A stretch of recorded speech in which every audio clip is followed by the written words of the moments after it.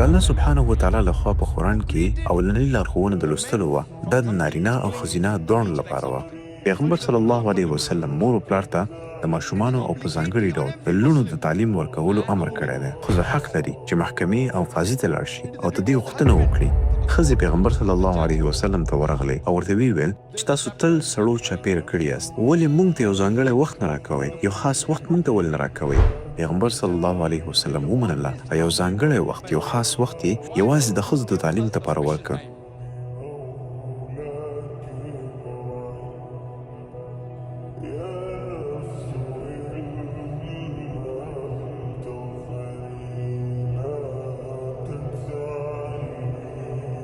راځئ په اسلام کې د ښځو د حقونو باره کې خبرې وکړو، خصوصا د تعلیم په اړه. د الله سبحانه وتعالی لخوا ټول انسانیت ته خپل وروستی کتاب قرآن کریم کې ټول اولنۍ لارښوونه د لمانځه، زکات یا روژې په اړه نه وه، بلکې د اقرا په اړه وه، یعنې لوستل، اعلانول، تکرارول او تبلیغ کول. د قرآن کریم اولنۍ 15 آیتونه چې نازل شوي ول هغه د سورة العلق 96 نمبر سورت کې لومړی 15 آیتونه وو چې فرمایي ولوله د خپل رب په نوم باندې چې پیدا کړی دی، هغه چې یو انسان یې د یو ځوړندې وینې څخه پیدا کړی. ولوله او ستا رب ډېر کریم دی، هغه ذات چې په قلم یې ښوونه وکړه، انسان ته یې هغه څه وښودل چې هغه پرې پوهه نه و.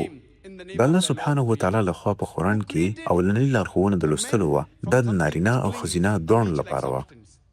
زموږ خوږ پیغمبر صلی الله علیه وسلم فرمایلی دی چې د ابن ماجه په 240 نمبر صحیح حدیث کې راغلی دی د علم حاصلول په هر مسلمان نارینه او ښځینه باندې فرض دی. پیغمبر صلی الله علیه وسلم مور او پلار ته د ماشومانو او په ځانګړي ډول د لوڼو د تعلیم ورکولو امر کړی دی. دا د خاوند ذمهداري ده چې خپلې ښځې ته تعلیم ورکړي، په ځانګړي ډول دین زده کړي. که خاوند دا کار ونه کړي نو ښځه حق لري چې محکمې او قاضي ته لاړ شي او د دې غوښتنه وکړي.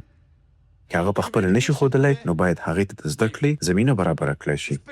په صحیح بخاري کې یو باب دی چې په یو حدیث کې راغلی ښځې پیغمبر صلی الله علیه وسلم ته ورغلی او ورته ویل چې تاسو تل سړو چاپېره کړي یاست، ولې موږ ته یو ځانګړی وخت نه راکوئ؟ یو خاص وخت موږ ته ولې نه راکوئ؟ پیغمبر صلی الله علیه وسلم ومنله او یو ځانګړی وخت، یو خاص وخت یې یوازې د ښځو د تعلیم لپاره ورکړ. هغه به صحابه کرامو هم د ښځو ښوونې لپاره لېږل. که تاسو د اسلام تاریخ ولولئ 1400 کاله وړاندې د جهالت په وختونو کې موږ ډېر داسې ښځې مثالونه لرو چې عالمې وې. تر ټولو غوره مثال چې زه یادولی شم هغه د پیغمبر صلی الله علیه وسلم بیبي عایشه بنت ابي بکر وه. د هغې یو مشهوره شاګرده عروه ویلي چې ما د عایشې رضی الله تعالی عنها څخه لویه عالمه نه ده لیدلې. که هغه د قرآن په پوهه کې وي، که په فرایضو کې وي، که په حلال او حرام کې وي، که په ادب او شاعرۍ کې وي، او که د عربو په تاریخ او نسب پیژندنې کې وي. کله چې موږ د حضرت عایشې رضی الله عنها سیرت لولو نو پوهیږو چې هغه د پیغمبر صلی الله علیه وسلم د وفات وروسته ډېر کلونه ژوندی وه او ډېر صحابه کرامو حتی خلفای راشدینو ته به یې لارښوونې کولې. ډېر ځله بهرني خلک به رسول الله سلم ته راغلل او د طب او نورو شیانو په اړه به یې خبرې کولې، نو هغه حافظه ډېره تیزه وه، هغه به یې یادول. هغه په ریاضاتو حساب کې هم ډېره ماهره وه. او د پیغمبر صلی الله علیه وسلم له وفات وروسته به ډېر صحابه کرام د میراث مسایلو د حل لپاره عایشې رضی الله عنها ته راغلل، ځکه هغه په حساب کې متخصصه وه. تاریخ موږ ته وایي چې هغه ډېر عالمان روزلي دي. هغه لږ تر لږه 8 عالمانو ته درس ورکړی دی.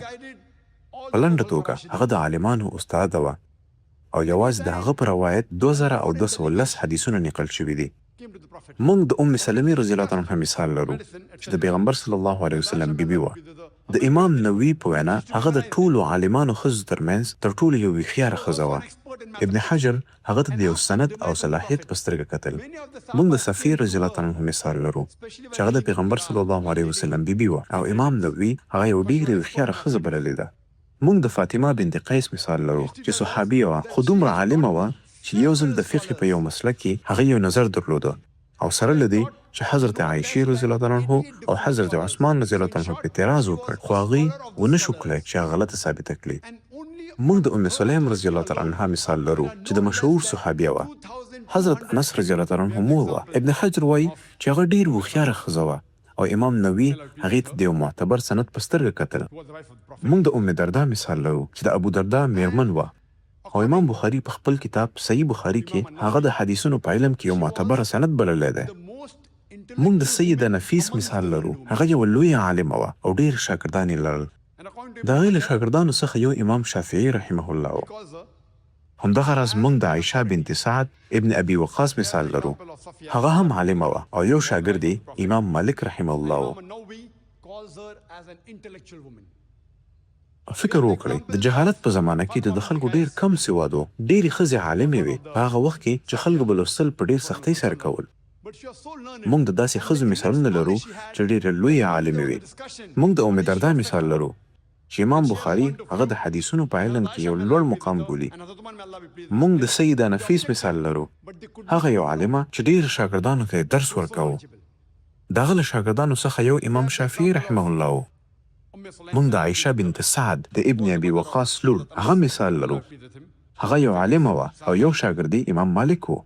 تصور وکړئ د جهالت په زمانه کې ګڼ شمېر ښځې شتون لري چې هغه عالمې وي. په هغه وخت کې چې خلک ډېر کم لوستلي وو، خو موږ داسې ښځو مثالونه لرو چې لویې عالمې وي او تعلیم یافته ښځې وي.